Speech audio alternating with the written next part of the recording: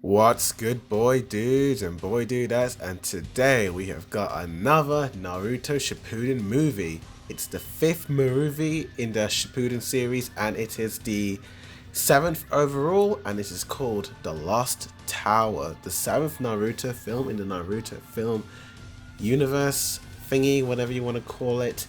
I kind of call it Junki Tagamaji's universe because this person is the one who wrote all the movies in these like movie series.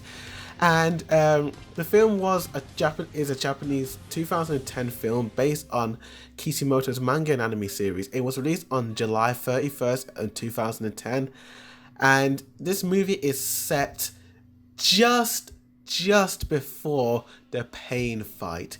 It is set somewhere before the big pain fight. It is after it's after Naruto hears what happened to Pervy Sage, and just before the pain fight. So they just kind of like, it's just there in a way. And what is this movie about? Well, the Lost Tower, caught up in a chakra, Naruto is sent back in time to the city of Lauren. Naruto might be able to return to his own time, and a chance to encounter the past might save his future. And Naruto has to team up with Minato, the future fourth Hokage, and try and figure out a way to get back to the future, as well as trying to prevent the past from altering the future and trying to defeat the villain of the series, of the film. And what is this movie? What do I like about this film? Well, all I can say is well done. They finally made a decent Naruto film. This is definitely the best Naruto movie so far in the Naruto film series. Out of all the movies I have watched so far and reviewed up to this point, this is the best. And what is the positives of this film? Well, the positives, what can I say? It's the fact that it feels like a movie. The other Naruto films felt, even though they were movies, they kind of felt like filler episodes. Like, they just felt like long filler episodes. Yeah, the budget was a little bit higher and we got some decent animation, but I just didn't buy the fact that those movies were movies. They just felt like long episodes. When I want to watch a Naruto film, I want to see new locations, new characters, new situations, new threats, new just stuff that really has an impact on the Naruto universe without altering the storyline. And this film does it in the most clever way. Time travel. It was just the best thing they could do with this film, and I just loved everything about this film. The backgrounds in this movie are just the best I have seen. The city of Lauren is just magnificent. The buildings are just huge and tall, and the camera and the way it pans up and down, left and right, Naruto bouncing off and flying, it's just brilliant. When I was watching this film, it kind of reminded me of certain Spider-Man movies, especially like the Tobey Maguire movies, where Naruto is just kind of like running across the buildings and flying and jumping off them, and the way the camera just sweeps kind of reminded me of like Spider-Man swinging from the skyscrapers of New York, and it just made it feel so much bigger and grand and epic than it needed to be. I love Naruto and Minato's interaction, and Naruto instantly recognized him as the fourth Hokage, and he can't explain that he's the fourth Hokage because if he does, it may alter, the future, and they know. And Minato's obviously kind of knows. At first, he's like, "Who is this kid?" But then he starts. I think when Naruto uses his Rasengan, at one moment, he instantly recognizes who this kid is to him. And yeah, it's a sweet moment. I also kind of like Naruto and the main, heroine, interaction and kind of friendship. The girl, Saru, is obviously the main heroine of the story. And Sora actually is a cool character. She's feisty, she's determined, and yeah, she may be useless at first, but she proves to be great. And she is pretty much the princess, if not the queen of the whole city of Loran. And yeah, she was she had a basically her backstory is kind of sad, and this man basically comes out of nowhere and helps her, and this man isn't who he thinks, and this man does have ties to the villain that Naruto was trying to defeat back in the present, because the movie does start off with Team Kakashi trying to capture a missing nymph named Mukada, and basically at the 1,000-year-old city ruins of Lauren, they confront Mikada, who is a time traveler attempting to dominate the ninja world with the power of the Ryumaki, the Lee line in English, an ancient chakra flowing deep underground.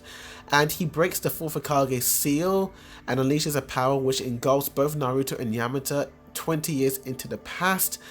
And they meet he meets the queen, Sarah, and Naruto finds out that obviously Mukada basically traveled back in time and he's now ruling, and now he has to try and defeat him, and it's just so great. The action sequences are amazing in this film, particularly the final fight. Minato and Naruto kind of have this like kind of tag team against the main villain, and it is just such a great scene, and it's really amazing, and I just was absolutely in awe with this film. An interesting thing that the directors did with this film was that the scenes where the camera pans on the city are at night, and the buildings when it pans are CGI. And CGI and 2D animation don't always go hand in hand together, but the fact that they lit it in night and there's a lot of shadows really was a smart choice, and it kind of hides their mistakes, and it kind of works, to be honest with you. It gives it this kind of like spooky feel with these tall angular buildings just spiking up. It feels uncomfortable in the night. In the daytime it looks beautiful, but at night it is a scary place to be in. It is absolutely terrifying. Oh gosh, this film was just an enjoyable flick, and I just loved how it really felt like a movie. The storyline was just so movie-like, time traveling and all that. Oh my gosh, I love movies that are time travels. They're just so damn great.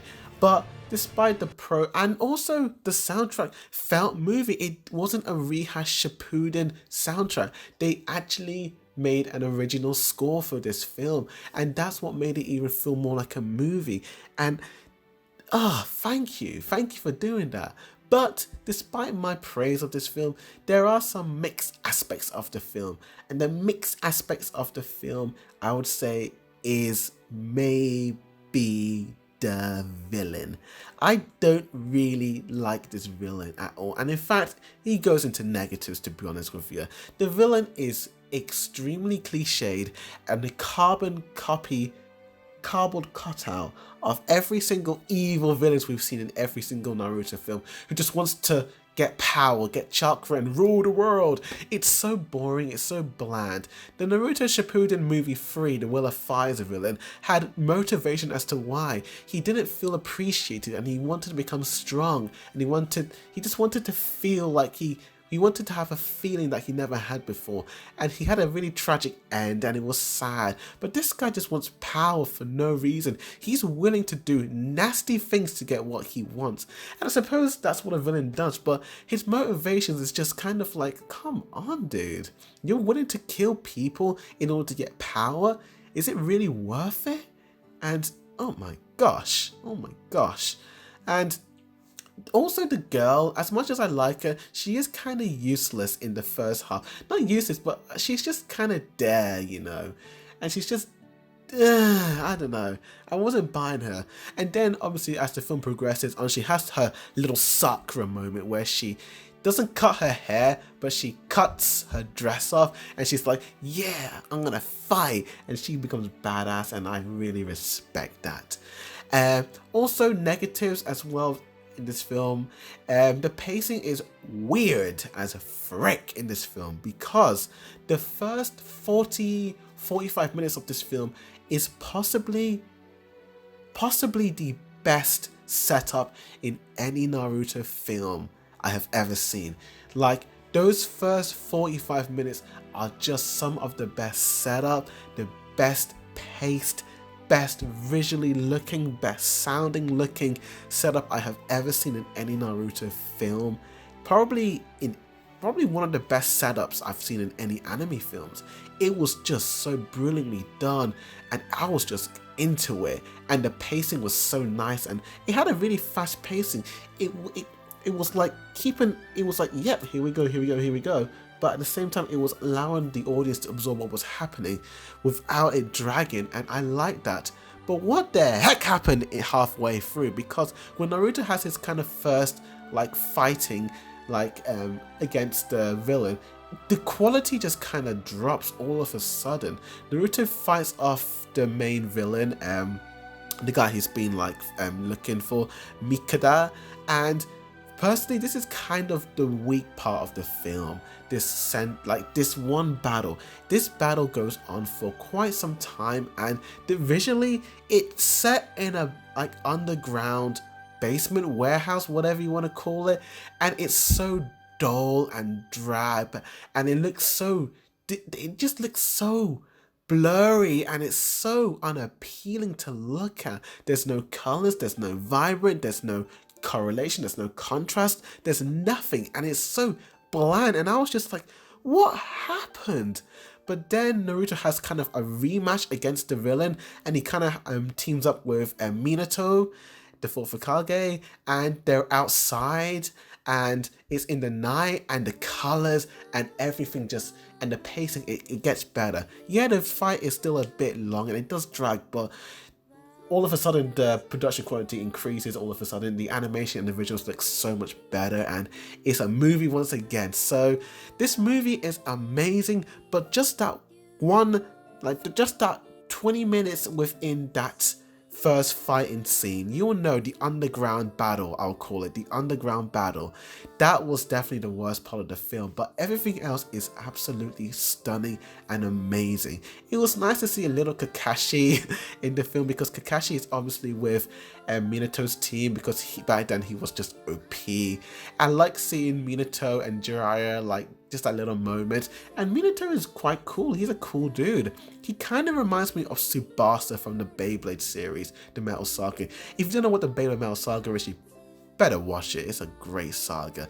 I don't know, I mean, just the way he has this calm, cool nature, and he's just so strong, but he doesn't show off. Tsubasa had that. He was a strong blader, but he never showed off. He was always calm and cool, and I just like that about him. I don't know. I don't think you would think he's like Tsubasa, but I don't know. He just kind of reminded me of Tsubasa in a way, and I like that.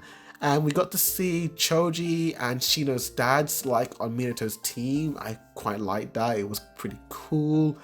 And this is a pretty groovy movie. I actually really enjoyed it. It is definitely one of the best movies with the better plots, I would say. And if you were to watch a Naruto movie, out of all of them, this is one out of a few movies I'd highly recommend you to watch.